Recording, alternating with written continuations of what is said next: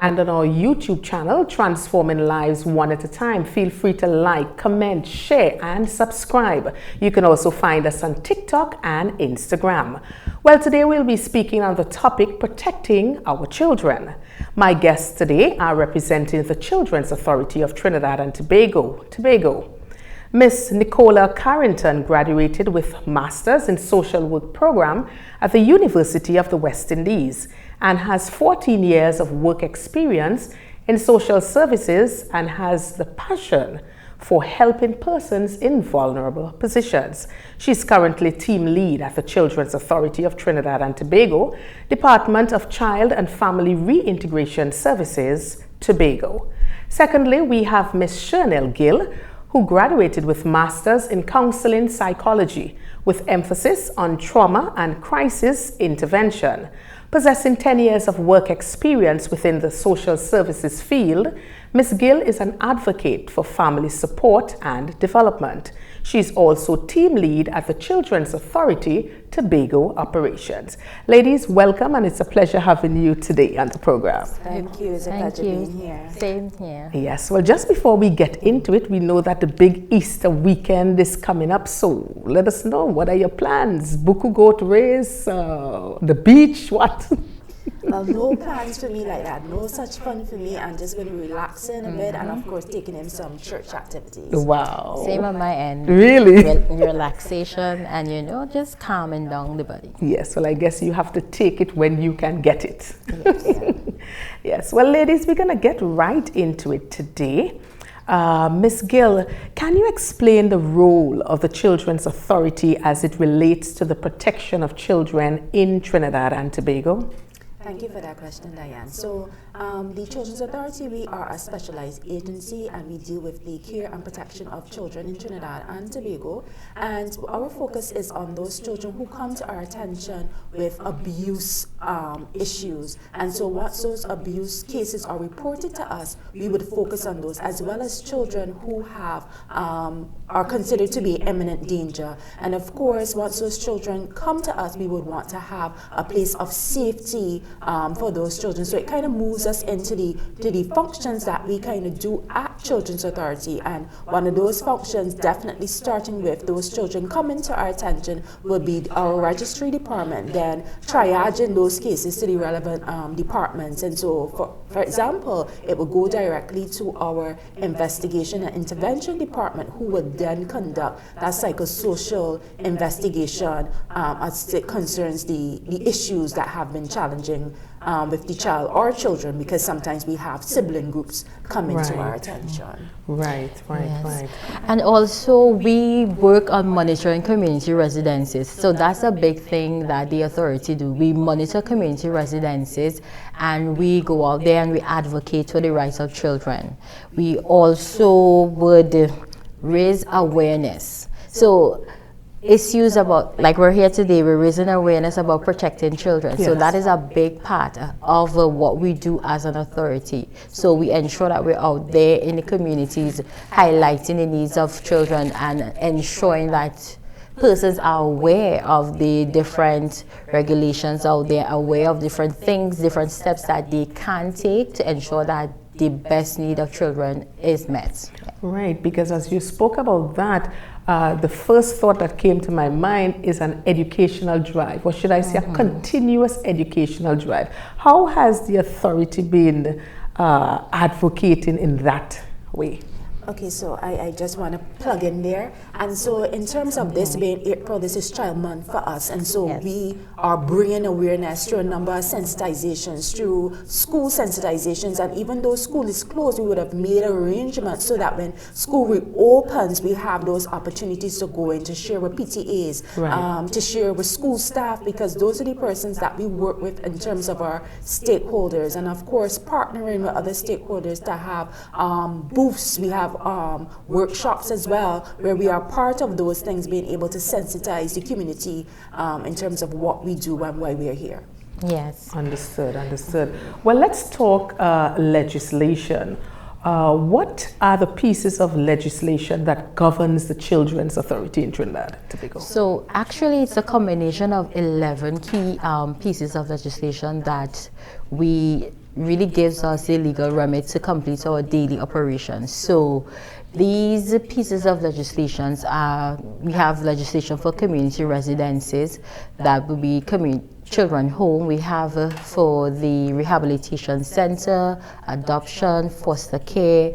We have legislation for children's authority in itself, and we have also for, and Ms. Gill can fill. Yeah, let me add this. Yes. So yes, we have for the Children's Authority Act, we have the Children's Act, we have the Children's Authority Regulation, and as well we have the Adoption of Children's Act. So I think that completes our list. So every single area that affects a child is covered under these pieces of legislation. Yes.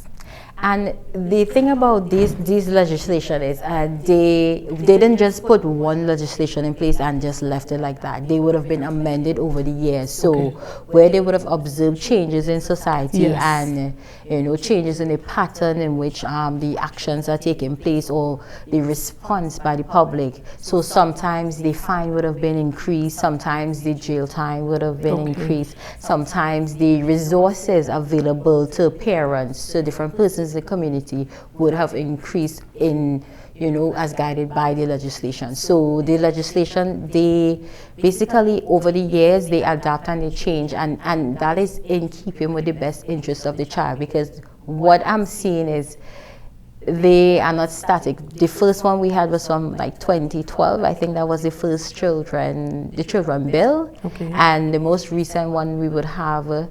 We had an amendment, I think, in I think there was one in 2018. Yes, 2018. And that was for rehabilitation center, because we're observing a change in the population. Yes.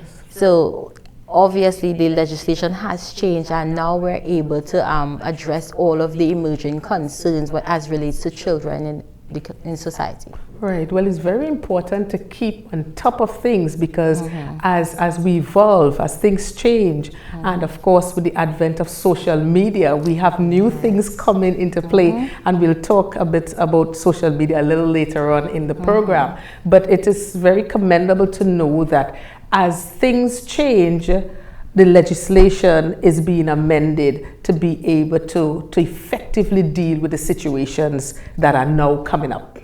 Yes, well, that is very good. Well, let's shift gears a bit. What are some of the common signs of child abuse, both physical and emotional, that adults, teachers, parents, caregivers, amongst others, should be aware of? What should we look for? All right, so I'll address some in terms of the physical signs, right? Yes. So in terms of physical abuse, so we might have children with repeated injuries, or unexplained injuries, or frequent visits to the hospital. So the child came yesterday, the child came the day before that, and now they're back here again. And so, of course, when the child is being seen by the respective doctors, these things will be documented as well. Of course, then you have the children who might be fearful to go home, or there might be a particular adult that they are fearful of, and these things tell us, okay, we need to dig a little deeper, something may be happening here. And then of course these behaviors, these signs may further lead to other behaviors where children now might be acting out in an aggressive manner, or they might even very well become withdrawn. We have children who would run away from home, children who might self-harm, and so these things kind of follow different types of abuse, or collectively with the abuse factors and maltreatment that would come up. Right, so those are some of the signs of physical. What about emotional? What happens?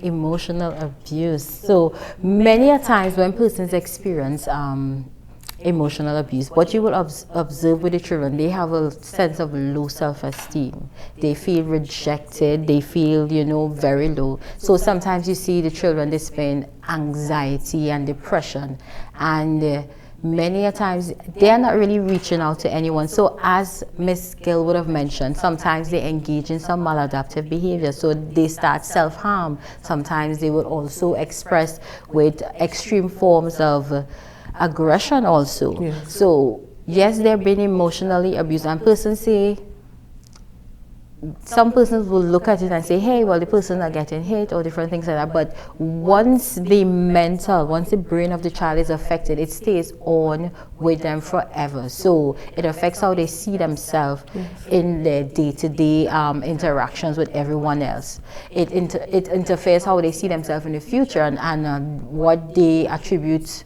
you know, to success and all of that. So usually it affects them sometimes in schoolwork also. So you could see them performing poorly at school because they don't feel like they are capable of completing the work. Because, you know, after somebody's telling them that they're stupid and they're dunce, different things like that, it does have an impact on them. And also they isolate themselves. Sometimes you see they will be withdrawn, they're in their room most of the times. They don't want to make friends. They do not see themselves as being, you know, valuable or to be a part of society. Right. And go ahead. Sorry, and to just add to what Nicola is saying, in terms of sometimes these children feel unwanted, unloved. And when you feel unwanted, unloved, then they become susceptible to be aligning with drug use or gang affiliation. And so those are some of the things that also come up. And so you see them involved in these type of groupings, and it's like, but why? You know, you come from a home that seems to be stable enough, but when parents are emotionally available to their children, they look for that type of love and affection somewhere else. Yeah, because as you were speaking, my mind went on those homes that you have so much of emotional abuse going on. Mommy and daddy is always fighting. You know, so sometimes, and I think, I'm not sure if it was the Children's Authority that put out this ad, that, you know, mommy and daddy is fighting there, and the child runs in the other room and just puts her hand over her ears because she doesn't want to hear. So in terms of that kind of impact, and when we think about neglect, because rightfully we know a lot of parents, both parents are now working. So you are coming home at a time, sometimes you just want to relax, and you have the children there, you just give them a tablet, that kind of thing. So there is no real conversation. How was your day today? What happened? And very well, many times there might have been some kind of bullying in school or peer pressure that the child would want to let the parents know, but no times, just weighing on that, the importance of that family support. You know, you're very critical and in the point of noting family interaction time, and that is a very critical point. And when you talk about giving the child that opportunity, because if both parents come home, they're feeling tired, they're feeling frustrated, or if the child is witnessing domestic violence going on in the home, it begins to eat away at that security that the child feels. And if there's no outlet to be able to engage that, and so even as you would have asked us about Easter, it's important that take opportunity, whether it's flying a kite, whether it's just having time at the beach, and of course those things come with its own level of safety, but of course you're having opportunity to engage with the child, or as you're sitting down reading the newspaper and you invite the child to come, you want to read with me? And you know, you find opportunities and ways to engage them and then create that atmosphere of safety. How was your day? Is there anything that happened today that you think that you want to tell me about? So it's a very critical point that you're raising. And there are so many ways. You know, they often say that children, they see when it comes to food, they are involved, they are invested. So heavily I involved. think, heavily invested. So that is a time frame that parents can tap into, you know. They can tap into meal time. So, you know, have a nice little dinner, you sit down, and just as Shernell was saying, you know, you talk to them, you try to get to, you know, but you know, open the forum, just create the opportunity for them to be comfortable for you. I know a lot of persons, they come home from work and they're tired and they're stressed out, they don't really want to talk, they don't want to hear a lot of that. But sometimes just being in the same space with the child, sometimes just being there, and you know, they are observing you, you are observing them, and you know, gradually they are unwinding from their hectic day, because trust me, they have so many things going on in their day-to-day life, because they have lessons, they have classes, it's so many more activities that they're involved in than we were involved in. So they also need that moment to, you know, just breathe, you know, and de-stress. So you being there with them in that moment, sometimes you don't even have to say a word. You're just there. Your presence makes such a big impact on the children. And then, you know, acts of kindness. You know your son loves this particular meal. You prepare that particular meal for your son. Indeed. And then both of y'all, you sit, and that child will love that moment because you're there and you're feeding them, and you know that they're seeing you. They know that if they want to speak to you about something, you're there and you have made yourself available. Of course. You know, a gentleman and I were having a conversation some time ago, and he was saying that long time, you know, the family would always meet at the dinner table.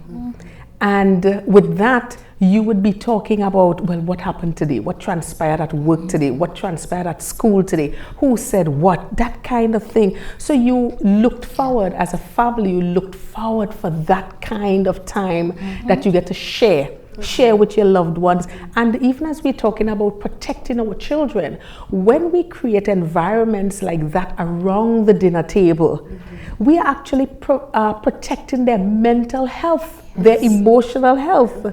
They now know, well, okay, mommy and daddy is there, or if it's daddy alone, or if it's mommy alone, or maybe auntie alone, you know, but we're there and we're having that conversation.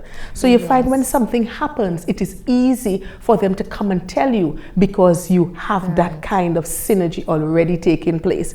So I think we need to get back to the dinner table more, enjoy our home more, enjoy social activities, but all these are protecting our children. Yes, they're all protected. You're so correct, because what tends to happen now, and that's why we always have to take into consideration what is happening in our space. So we have a lot of social media influence, and so we spend a lot of time on our devices, or sometimes we eat meals separately, and that togetherness, that unity is broken in terms of what the family unit's supposed to have. And so it's re-emerging that type of activity.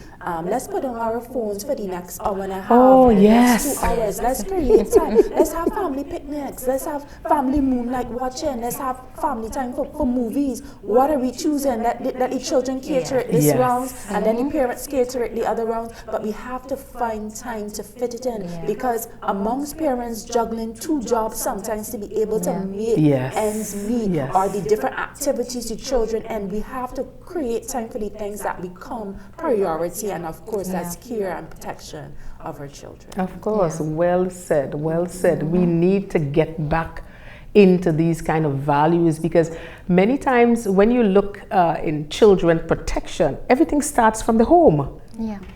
It's a home where we are sending out the children into the schools, into the workplaces, into society. So we have to get it right in the home if we are to make the kind of impact we need in our society. If we have to transform our society, we have to get it right in the home. Everything may not be perfect, but we have to do whatever we can to make it better in the home. So when we send out our children, many times you send them out in the schools, and because of children coming from broken homes, the teacher now has to take time off from teaching to discipline your child. You know, so these are some of the areas that many times we don't speak about. We don't address these matters, but these are the things that we need to address so we can be able to solve the problem, because we are seeing, and I'm sure in your line, you are seeing things that on a daily basis will bring tears to your eyes. You would see things, you know, so we have to get it right. We have to get it right. And that's why it's important for us to keep having sensitization sessions, keep making the public aware of what is happening, the things to look for, how they can help discipline their children, because sometimes parents or caregivers will just resort to hitting, and we want to move away from that type of interaction to help them understand that disciplinary measures is not about abuse. Disciplinary measures is about helping the child to understand that this is the way, or this is the format, or this is the process, and in order to get this type of result, this is what has to happen. And if that doesn't happen, we're going to have to do something to get us back on track.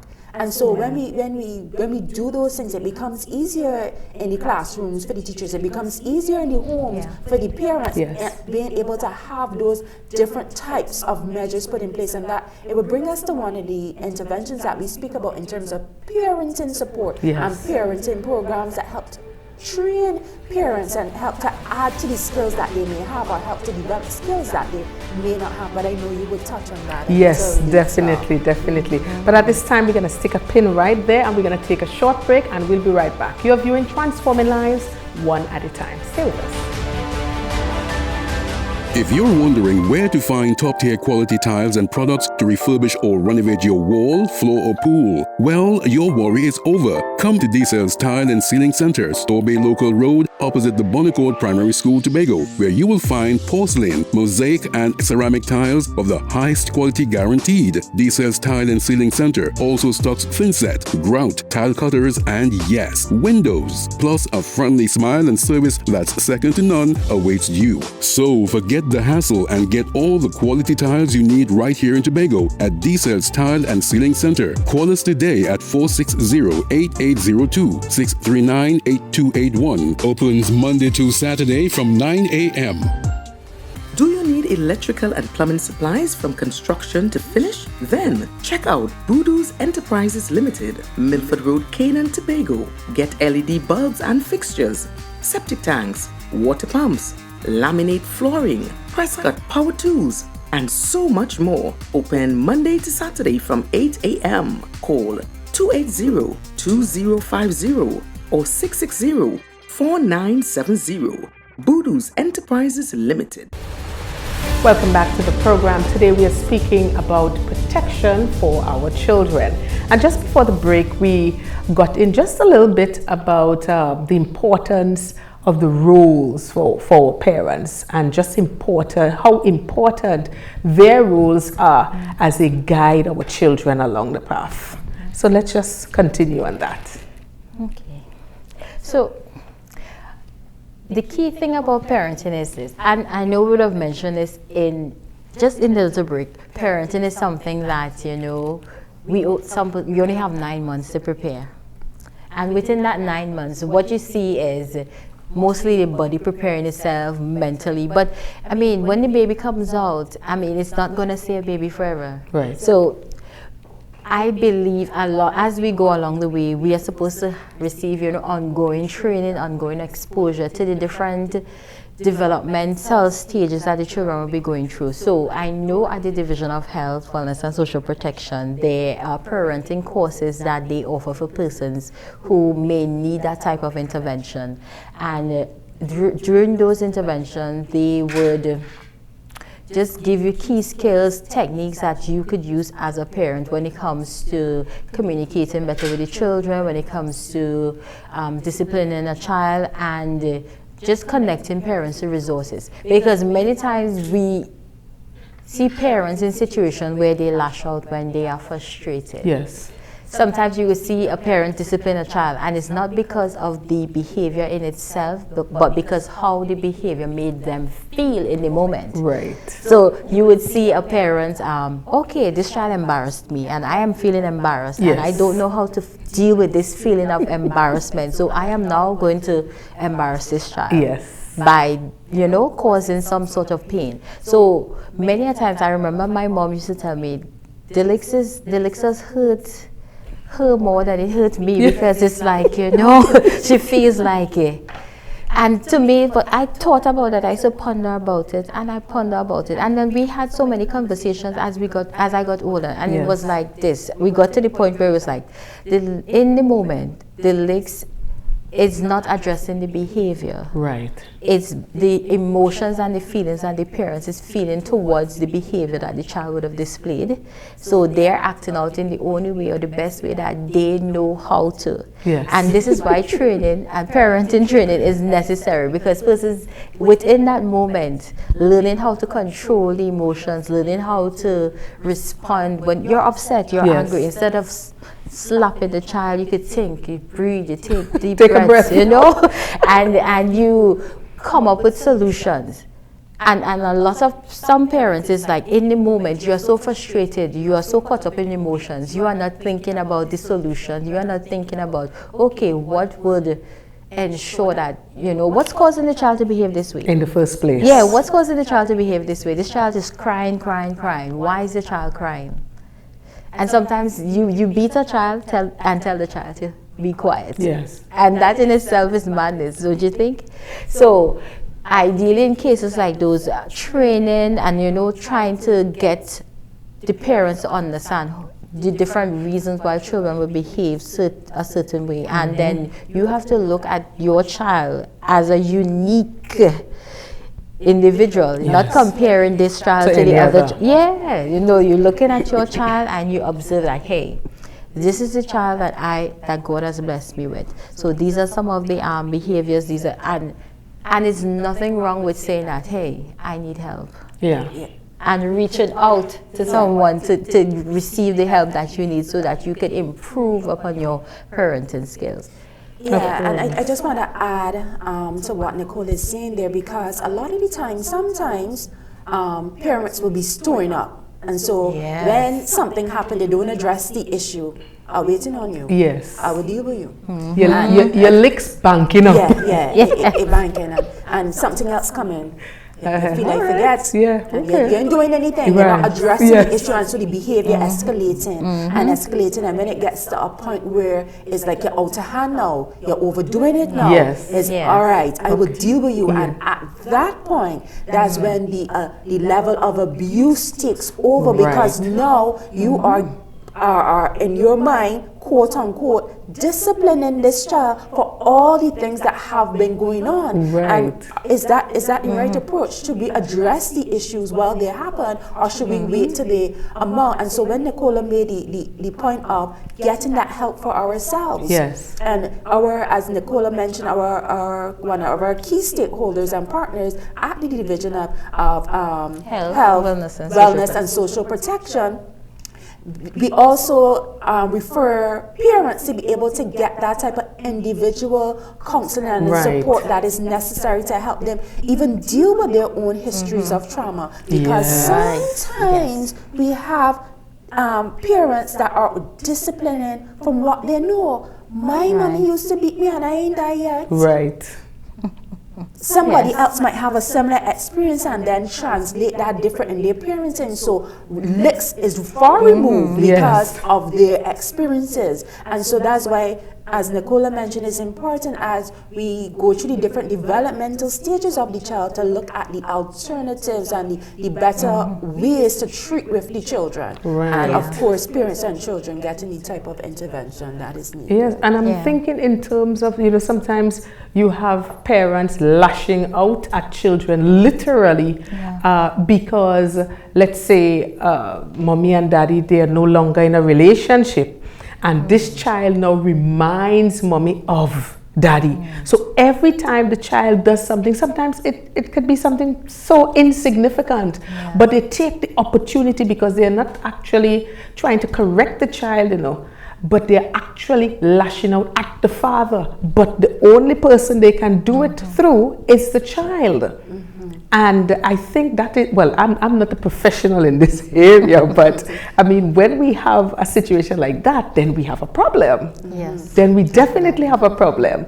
And even as you spoke about the Division of Health, Social Services, and Social Protection, right? I was thinking about when these young mothers go into the hospitals to give birth, is there any kind of collaboration to say introduce them to some of these parenting seminars? So ideally, when we say young parent, we're talking about 18, 19. Yes. Okay. Yes. So when they are at the hospital, normally the medical social workers, so there's a whole range of social workers out there, and we work together as a team. Okay. So when someone comes into the hospital, based on the needs that are presented, the medical social worker will then refer this person to either the Division of Health or refer this person to settlement or the different agencies to access the different services that they would need. So in a case where they observe that the individual does not have the skills required to parent this child, they would probably put a social hold on the individual, so they will not be able to leave the hospital, and the case will be referred to either Children's Authority. They flag it to us if it's a matter of concern, and then they would also refer it to the Division of Health. So in those instances, what would happen is a social worker will be assigned to the case, and they will collaborate and case conference, and they try to come up with different activities for this parent to kind of help her to transition into, you know, parenting. So sometimes they would refer persons to access counseling and all of the additional services that they would need to ensure that they're in the best mental frame, the best mental state to provide the care to the children. Right, especially when they don't have the kind of family support, and possibly the father isn't around and that kind of thing. Because what I find is that many times we have a lot of persons falling in the cracks because we are not even aware that they don't have the kind of support. So I'm very happy that when they go to the hospital, you know, social workers, you know, they have the opportunity to have a conversation, so they'll have an idea as to where they are and who needs help. So that is very that is very good. Anything else you wanted to add?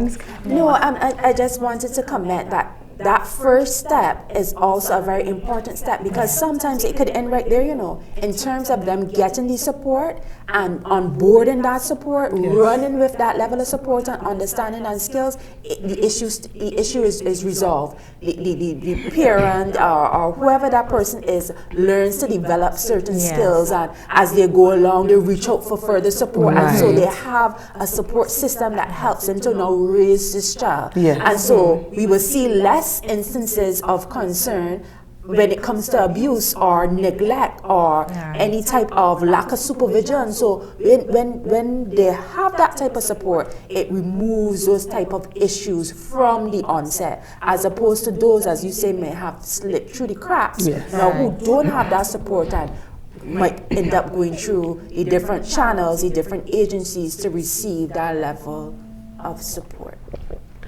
Right, well, that is so important, because one thing, as we were talking during the break, one thing I was saying is that I always believe, just as how you are trained to be a pilot or you're trained to be a teacher or an engineer, I think it's critical that we have some kind of training on the table all the time, so that parents can be able to have all the necessary information that they need. Because sometimes we go based on what our parents taught us. And I mean, yes, that is fine. Your parents taught you certain values and principles and, you know, your general mannerism and that kind of thing. But as we grow, as we evolve, and as, again, I say, with the advent of social media, you know, our children are being taught, many of our children are being taught by social media. And we have to be able to find that kind of balance, so we know exactly what we are bringing to our children. And you know, to add to what you're saying there, I mean, there are different stages, different aspects, but one of the critical things is that with social media, in the era that a lot of our parents grew up in, social media wasn't a big concern. True. But now it is, and it's something that the children gravitate to. So how do we provide safety and protection with social media? And I know that as we continue, I know we're going to touch on the area of grooming. I know we're going to touch on that, and it gives us an opportunity to speak about safety there. Of course, definitely. Well, as you spoke about that, we're going to get right into that, because many times you would hear the word grooming as it relates to child abuse. So just explain exactly what is grooming and how does it potentially lead to child abuse. So grooming is a manipulative process. It's a manipulative process that the offenders or the perpetrators use to gain trust by the child as well as their family and even persons in the community. So what this person will do is they will target someone who is vulnerable. they target that individual, and then they gain trust. Once they start gaining trust, you know, they'll be nice to this person, bring things to them, different, you know, items that they would like. And what they will do after that is they will, well, as I mentioned, they bring gifts to them. So they're filling a need. So they observe that, hey, this child, you know, they're coming from a family that doesn't have a lot. So let me come and let me bring some items to them.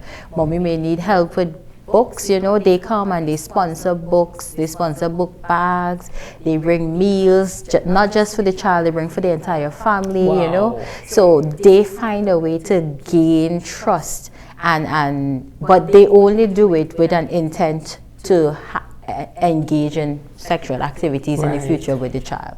So it's a manipulation game where they lower your trust, they lower your guard, so you open up and you will trust them. Yes. And you know, sometimes it might not just be the fact that the child might come from a home of poverty, but it might be a case where there's a lack of supervision, and so the child constantly comes over by granny, but granny is maybe in her late 70s and don't have the energy to be constantly watching or supervising the child. And because this person is a friend of the family, they have access to the home, and they have access to be able to observe what is happening and when this child is separated, and that gives them an opportunity to look at the grooming patterns. And so Nicola would have touched on some things, but I also want to add to that the issue of isolation. Yes. Because the groomer will want to now create a relationship, because there's also the issue of secrecy. Yes. And so this is our secret. This is our special relationship. You know, ain't you like Uncle Tom? Ain't you Uncle Tom's special girl or special boy? Yes. And so with the gifts now, that the gift given, the child now feels a sense of obligation to this person. You know, if you tell anybody about this, you could get me in trouble. Right. And the gifts will stop. Or if you tell anybody, you could get in trouble. So now they try to manipulate the child into thinking that it's their fault that something is happening. But so in addition to this, now the groomer now wants to isolate the child from friends, from support system, from family members. And so by this secrecy, and this is our thing, and nobody gets to infiltrate that, the child feels that there's a connection now. Right. And sometimes we have that whole idea of the trauma bond, where some victims have that bond with the perpetrator. Right. And so that playing now on the psychological aspects when it comes to the child, how the child thinks, how the child feels, and then of course how the child behaves. And then apart from the isolation, you have the whole initiating of the sexualized behaviors. And so they test boundaries. Yeah. And so they might accidentally touch, accidentally bounce. Right. Or come and do this for uncle, and uncle is showing the child explicit material. Or come and do this for auntie, because it's not only males. Right. Okay. Yes. It's not only males grooming, it's both females as well. And so come and do this for auntie. I remember there was this case, and it had where the female perpetrator were having these young boys taking turns to have sexual relations with her. Young boys about between 7 and 8. Wow. Yeah, and so it starts early, and so when the initiation might start with photos, it might start with a video, and as we have mentioned social media before, and that's why it's so important to monitor what your children are doing and who they're communicating to. Nicola, I know you might want to touch on the access and the asking for address and stuff like that. Yes. So ideally, you know, as adults, we will see things pop up, messages come in, and you know, we know to ignore that. But online, we have a lot of perpetrators. They are online and they are seeking out the children. So they are sending messages. They're going into all of the games that children play, Roblox, all these kind of things, and they are sending messages to children. So they are pinpointing from your avatar that you use, the name that you give yourself. You know, sometimes they name themselves sad child, whatever. You know, so they are talking to And there are online games where you can talk to persons from all around the world. Sometimes the person could be right next door, but you don't know who, you know. So they are going online and they are catfishing. Yes, they're pretending to be children and they are interacting with them. They are starting conversations with them, and some of the same things would happen. You know, they helping them out in a game, allowing them to win, different things like that, sending coins to them, sending them online money, different things like that. So they are now, you know, becoming a resource to this child. And then they may send, you know, a nude photo and they'll say, oh, you know, they never meant to send that. That was an error. And, you know, they're really testing the waters to see what they can get away with. And they would also, what they will do, they would pretend, okay, so we have 50-year-olds sometimes pretending to be 7-year-olds. We have 60, so we have, there's so many different things. So they are getting into the crowd. Well versed. They know so much and they are playing on that vulnerability. So sometimes they would try to have children to abscond, to run away from home. So they would tell, to meet them. So we have it happening in Trinidad and Tobago. I think they would have persons talking to young girls online, talking to young boys, and they would let them know, you know, come and meet me here, you know, and then when, you know, it's a trap. So right now it's at a point where the internet is something that we need to monitor the children while they're on. So simple things like YouTube, simple things like, let me see, even YouTube, TikTok. Yes, of course. And you would think that you put on your child safety on YouTube or on any other apps, but still they're finding ways to kind of get onto the apps and to try to trick the younger children. Wow. And I just want to touch on something you said. Two things you said. I want to go back to the new photos, because not only do they slip photos to the children, but they ask the children to send them new photos as well. Send me a picture in your bathing suit. Right. Or and then it gets less and less and less till it becomes a nude. And what will happen now in trying to maintain control over this child, they may tell the child, if you don't do X, Y, Z, I will release these photos and everybody will see. So now the manipulation gets deeper to the place of control and trying to maintain that control, which makes disclosing harder for the child, because if I disclose and this person releases my information, I'm going to be so embarrassed. Or they may threaten the child or the child's family. You know? And so monitoring is so important. And not only the fact that these perpetrators and groomers have access to social media and know the type of handles and could they have this play around with security and everything. But with the children as well, because remember, you might put blocks on certain apps, but they are so intelligent. They know how to remove the security mechanisms, and so of course that's why monitoring over and over again. You can't stop, because when you drop the ball, that's the opportunity for them to situation.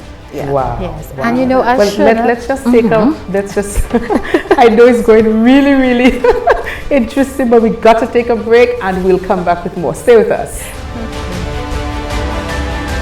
If you're wondering where to find top-tier quality tiles and products to refurbish or renovate your wall, floor or pool, well, your worry is over. Come to D-Cell's Tile and Ceiling Center, Torbay Local Road, opposite the Bonnecourt Primary School, Tobago, where you will find porcelain, mosaic and ceramic tiles of the highest quality guaranteed. D-Cell's Tile and Ceiling Center also stocks thinset, grout, tile cutters and yes, windows. Plus a friendly smile and service that's second to none awaits you. So forget the hassle and get all the quality tiles you need right here in Tobago at D-Cell's Tile and Ceiling Center. Call us today at 460-8802, 639-8281. Opens Monday to Saturday from 9 a.m.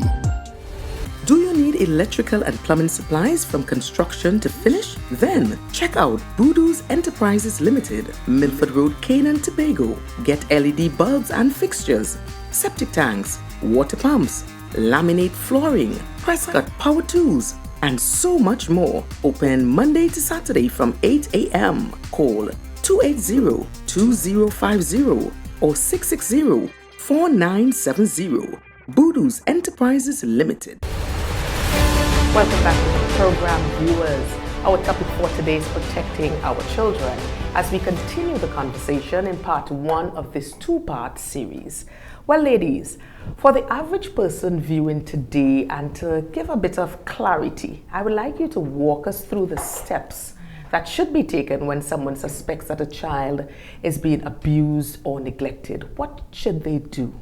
All right, so in an instance where they suspect abuse is happening, one of the first things to do would be to alert the Children's Authority, and they can reach us at our 800 number, 800-2014, or 996, which is our hotline number, right? They could also email us at registry@ttchildren.org, right? Yes. And so those are our contact information. So apart from that, in terms of letting us know, reporting that, I know some persons may have concerns, well, if I report and the perpetrator finds out, yes. or so what also happens is that persons make calls as anonymous callers, okay. and they would indicate, you know, I don't want my name to be mentioned, but I'm just making aware. So when we say that child protection is everybody's business, of course we're concerned about preserving the safety of those persons that are also reporting the cases, yes. to us as well. And then of course, apart from calling the Children's Authority, in some cases there might be need, depending on what is happening, that they're reporting, that they would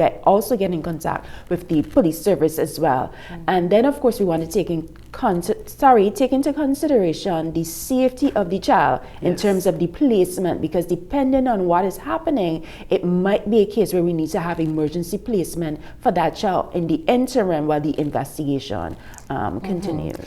And that is why it's so important to provide as much information as possible, so you can maintain your identity, can remain safe. However, provide as much information as possible concerning the child, concerning the complaint, and the exact address that you will have to conduct the site visit. This makes a big difference when we're out investigating the case. And please, we urge persons to leave the investigation to quote-unquote the professionals, that is, okay. the investigative team as well as the police officers.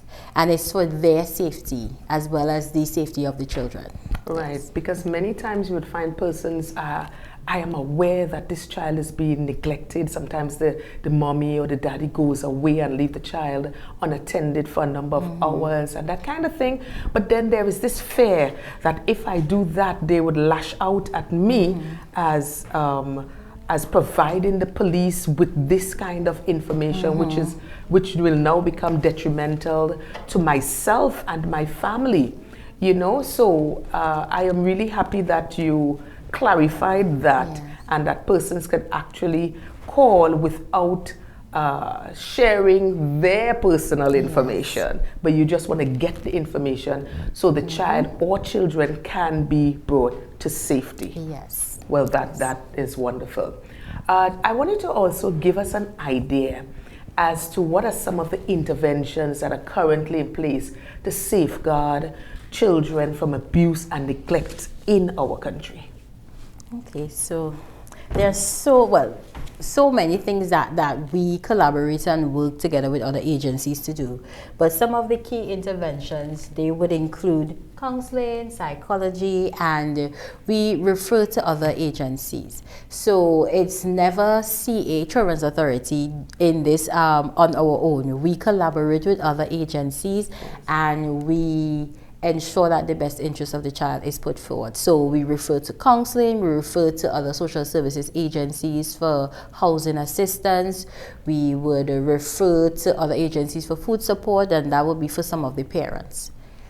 As well, of course, don't forget the parenting support in terms yes. of the parenting training, where that is needed. And sometimes, depending on what is happening with the parents, they too might require developmental training in terms of if they have a specific skill in terms of creating that sustainability for them and their families.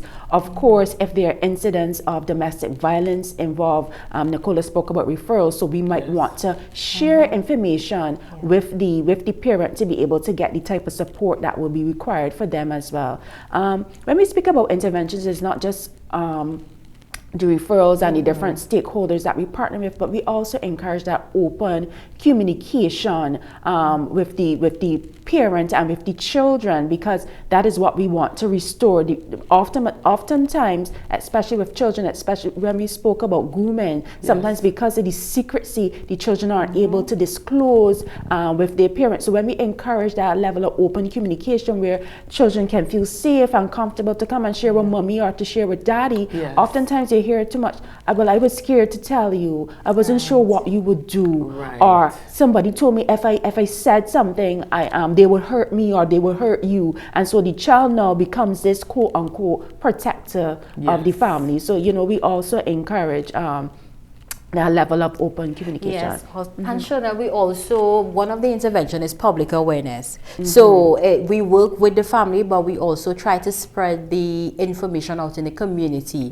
Because there may be persons that may never come forward, but while they're listening to a television program, while we're at some caravan, while we're out in the community, they're able to receive the information that they would need, that would sort of bolster their courage to speak up about a situation. So that is another thing that we provide. So it's more like psychoeducation, where we spreading information about the different types of abuse that we would have explored before, and then we share the interventions and the services and the different things that families can access.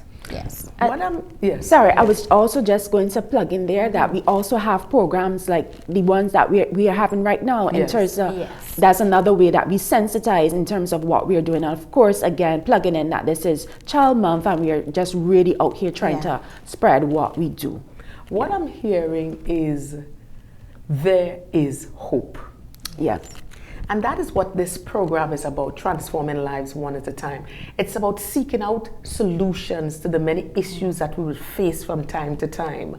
It is about letting persons know that in spite of whatever is going on in your life, there is hope, because once there is life, there is hope and you can get help. So there is hope. That's right. Because many times in society, we have a sense of hopelessness. It's like, okay, a child is being abused and it's like they're taken from their parents or they're taken from their family, and you just figure that, well, all is lost. But there is hope, and I am happy that you are here today to spread that hope, that whatever is going on, you can find the necessary help that you need to get past this. Very, very important. Well, as we stay in this vein about the effects of child abuse, what are some of the ways other family members are impacted and the gravity of the effects in our communities? So, I mean, when you look around, you can see the impact of abuse on families. We see there's a breakdown of communication. We see where persons, the families are disjointed. And then you see on the individual level, sometimes you have persons who would have experienced mental health challenges because of years of silence, anxiety, depression, and different things like that. However, in some persons, you will see there's a level of resilience that is booted, and there's no way we're saying that this is something that they should have gone through, but some persons in the experience, because they would have sought assistance and they got help and all of that, there's a level of resiliency that is booted in some of the persons who, would have witnessed someone going through some sort of child abuse, or they themselves would have experienced child abuse. And what we would have observed is that a lot of those persons, they come out and they enter into the fields of the helping professions, where they themselves, they want to become the hero. They want to be the person that could save a child from experiencing something that they would have endured. And on the flip side of that, because sometimes while we can see the negative impact, and sometimes it even happens in the school where bullying then occurs because the children are targeted depending on what the situation might be. But what I want to add to that is that it also gives opportunity for bridging those gaps in familial relationships that have been broken. It gives opportunity to bring restoration there. It also gives opportunity to stagger that reintegration process, and and because we are all about having families reintegrated. Now we understand that in some instances that might not be in the best interest of the child. Yes. And of course it depends on how families are willing to cooperate, and that's why we also always like to encourage them. Of course it also speaks out about parents and family members being able to access the necessary interventions that are there. So it gives opportunity to these things, and as you indicated, it brings hope that, well, a family may have been broken apart because of the secrecy of this thing, how long this thing has been happening, that they have that opportunity to mend because they would have interventions to be able to help them to bring some type of restoration and hope to their families. Yes. And we can talk a little bit about that healing process, because of course we know it is a process. After being traumatized for possibly a few months or even a number of years. Let's talk a little bit about the healing process. So that process is a process that is unique to each individual. So it's really determined on the exposure, like the severity of the abuse that they were exposed to, and then we have the strengths, the internal strengths that they would have, you know, the belief system, different things like that will help the individual as they get through, along with their willingness to accept the help from other person. But we can't pinpoint to say that there's a set time frame, but we do know that the willingness to accept help from others, it truly helps in reducing the time frame that persons they bounce back from, you know, experiencing these negative experiences as children. Yeah, so and Nicola touching on the adverse childhood experiences that, you know, children would go through. Another part of the process is having that safe space. Having that safe space while they heal. And so I know we'll get into it when we speak more about foster care, but having those safe places where persons can recuperate, access the interventions needed while they process what has been happening. As Nicola also said, one of the first steps is being able to accept that help that is there, because normally what would tend to happen in some cases is that because children have experienced this level of abuse, there's a level of rejection because they're not too sure which angle you're coming from. If you're coming to judge me, if you're coming to help me, but they're also processing, and they need that time to be able to understand how to find positive coping mechanisms. And so the healing process is one that it takes its time, but of course with a suited and a professional therapist, counselor, psychologist, you know, it makes intervention easier and the process to recovery much easier. Yes. Well, as we begin to wrap up this program, part one, as I